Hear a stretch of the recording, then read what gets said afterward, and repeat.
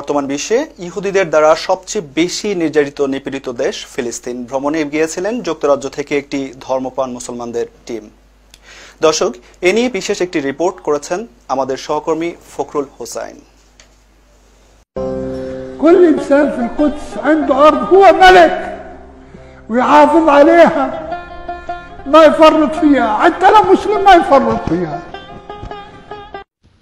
বুকফোটা এই আর্তনাদ একজন ফিলিস্তিনি নাগরিকের, যার বাড়ি গাড়ি ফসলি জমি সবকিছুই আছে, কিন্তু নেই তার অধিকার। সম্প্রতি যুক্তরাজ্য থেকে একটি ধর্মপ্রাণ মুসলমানদের টিম সেখানে পৌঁছলে অসহায় ফিলিস্তিনি নাগরিকদের এই আর্তনাদ ভেসে ওঠে। মজলুম ফিলিস্তিনিরা তাদের নিজ ফসলি জমি চাষ করেন, আর সেই ফসল ভোগ করে ইসরায়েলি সৈন্যরা।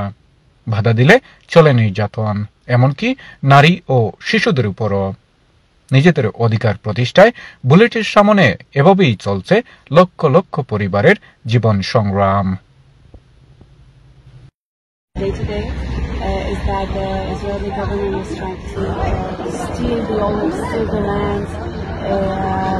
It's shame on the Israeli government for doing that publicly. This is a private land. It can never be a public land unless the owners decide. Jews and Israelis to come steal the olives from this land after.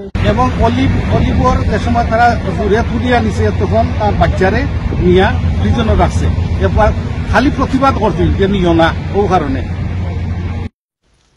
মসজিদুল আকসায় ইমামতির পর সৌভাগ্যবান যুবক হাফেজ মুসা বিশ্বের ভ্রমণপিয়াসী মুসলমানদের প্রতি আহ্বান জানিয়ে বলেন, মজলুম এই ফিলিস্তিনিদের পাশে দাঁড়াতে মুসলমানদের বিলাসবহুল হলিডের পাশাপাশি তাদের অন্তত একটি হলিডে ট্যুরও যেন অপরূপ সুন্দর আর ইসলামের ইতিহাসে সবচেয়ে গুরুত্বপূর্ণ এই শহরটিতে ঘুরে আসেন। I would like to emphasize so much, but enough emphasis can't be given.